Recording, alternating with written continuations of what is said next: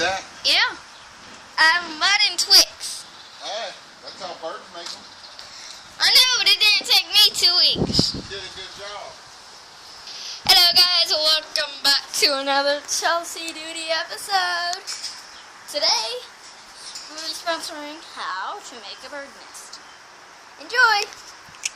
So today, it's how to be making a bird nest.